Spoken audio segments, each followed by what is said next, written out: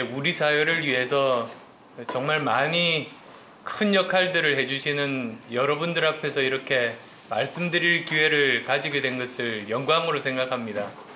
처음 지난 2월 29일입니다. 2월 29일 날 제가 문자를 하나 받았습니다. 그게 대한의사협회에서 보낸 문자였는데요. 지금 대구에서 환자가 폭증하고 있는데 의사가 너무너무 부족하고 위기 상황이다. 그래서 의사분들 누구라도 좀 대구로 와달라고 하는 그 문자였습니다. 그 문자 받고 저하고 제 아내가 다시 생각할 필요도 없이 바로 그 다음날 3월 1일 날 새벽에 대구로 오게 됐습니다. 보통 때 같으면 1층 로비가 제일 병원에서 붐비는 곳입니다. 처음 들어가니까 한 사람도 없는 겁니다.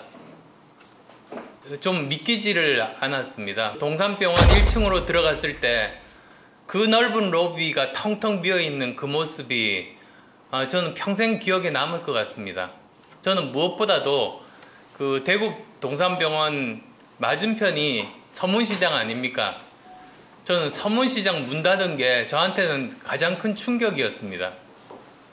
조선시대에도 전쟁이 나도 몇 년 전에 그 대형 화재 속에서도 문을 닫은 적 없던 서문시장이 문을 닫아 버린 것이 아마도 이 사태가 얼마나 엄중하다는 거 그걸 보여주는 그 가장 저는 상징적인 일이 아니었나 생각합니다. 3월 15일 이제 15일 정도 지나니까 그때 처음으로 대구에서 확진자 수가 50명 아래로 떨어졌습니다.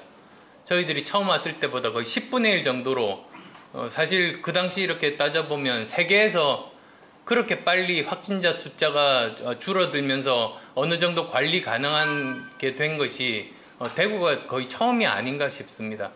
3월 달과 4월 말이 정말로 그때 보니까 달랐습니다. 우선은 도시가 정말 완전히 활기를 되찾은 겁니다. 그래서 교통량도 옛날 대구의 교통량 거의 회복하고 행인들도 보행자들도 굉장히 많고 와서 보니까 서문시장도 문을 열었고 그리고 또 동산병원 바로 옆에 인도 있지 않습니까?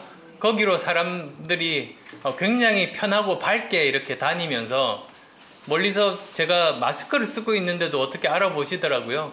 막 이렇게 고함치고 막 이렇게 손 흔들고 그렇게 반겨주셨습니다.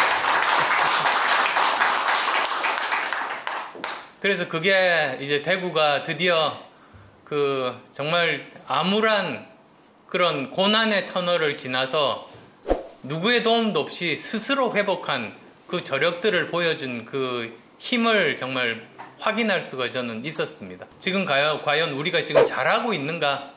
이런 말씀을 좀 드리고 싶습니다. 모든 전염병에서 방역은 두 가지 단계가 있습니다. 첫 번째 단계는 감염자, 확진자가 발견이 되면 그 사람을 격리시키고 그 확진자와 접촉한 모든 사람들을 추적해서 격리시키는 겁니다. 그리고 그때는 정부의 역할이 제일 중요합니다. 2단계가 그럼에도 불구하고 이제 확 퍼졌을 때 그게 지역 감염이 시작됐을 때입니다. 2차로 넘어가서 지역 감염이 확산되고 전 세계에서 중국을 제외하고는 최초로 광범위한 지역 확산이 발생한 첫 국가가 사실은 불명예스러운 그런 상황이 되게 된 겁니다. 우리나라는 1단계는 실패했고 2단계에서 잘 관리했습니다. 우리가 왜 이렇게 2차 지역 감염에 와서는 잘 맞게 됐는가? 대구 시민들의 정말 철저한 개인위생, 마스크 쓰기, 사회적인 거리두기, 자발적인 사회적인 거리두기가 우리나라 전체를 살렸습니다. 두 번째가 의료진들의 헌신적인 그런 봉사입니다.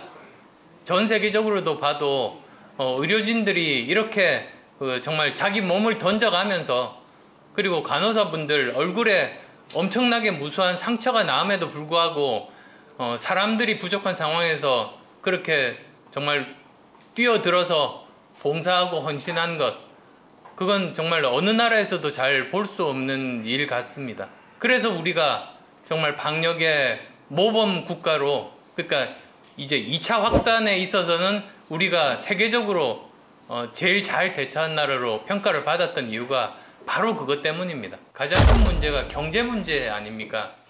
경제 문제가 코로나 때문에 경제 문제가 발생한 게 아니고, 우리나라 같은 경우는 작년 12월까지 경제 성장률 2% 정도 나왔습니다. 근데 그 중에서 정부 재정으로 지출돼서 끌어올린 게 1.5%입니다.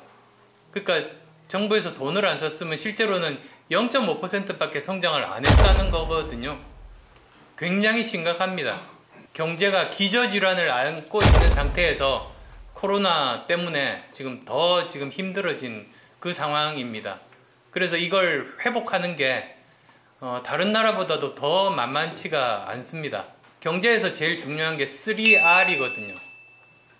그러니까 3R이 제일 첫 번째는 릴리프, 구제입니다. 어려운 사람, 먼저 물에 빠진 사람 구해주는 겁니다. 그 다음에 두 번째 R이 리커버리, 회복입니다. 그래서 그런 경제 상황이 나빠진 것을 다시 원상태로 복구시키는 겁니다.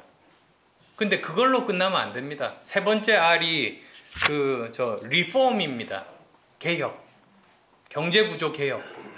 그래야 옛날 수준이 아니라 오히려 더 이제 차고 앞서서 나갈 수가 있게 되는 거죠. 근데 지금 현재로서는 아직은 우리나라 여러 가지 정책이 첫 번째 R 단계 정도 밖에는 되지 않는다는 게 문제입니다. 지금 우리가 도대체 어떻게 해야 되는가? 지금 솔직히 우리가 해야 될 일들을 잘 못하고 있다는 느낌이 듭니다.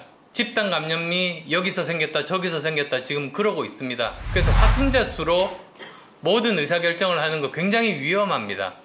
그런데 모든 의사결정은 철저하게 자료나 근거 중심으로 과학적으로 의사결정을 해야 되거든요. 그래서 그 고민에서 주요 지역마다 샘플링을 해서 무작위로 항체가 있는지를 검사해 보는 겁니다. 왜냐하면 코로나19 같은 경우는 굉장히 증상이 있어서 병원에 가서 확진되기도 하지만 증상 없이 넘어가는 사람도 있습니다. 그 다음에 감기인 줄 알고 그냥 걸렸다가 낫는 분도 계십니다.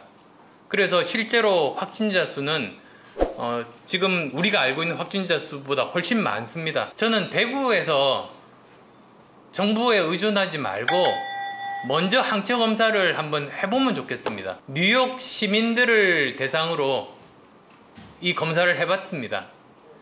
20%가 나왔습니다. 즉 전 시민 중에 20%면 그 엄청난 숫자거든요. 이미 항체를 가지고 있었다는 겁니다. 20%면 대구 시민 250만 명 중에 50만 명이 이미 걸렸다가 나은 겁니다.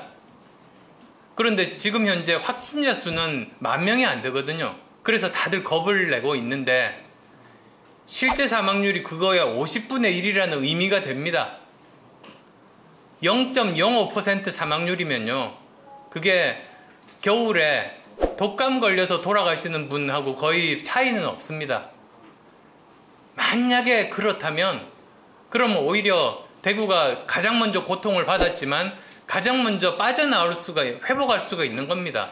오히려 이제 사회적인 거리두기로 닫아놨던 것들 다른 어떤 지자체보다도 먼저 선도적으로 조금 열어놓고 2주 정도를 보는 거죠. 더 이게 확진자가 많아지는지. 괜찮으면 조금 더 열면서 경제활동들을 시작하고 가장 먼저 탈출해서 경제활동을 시작하고 지역경제를 살리는데 제일 먼저 나갈 수 있는 위치에 있는 도시가 대구기도 합니다.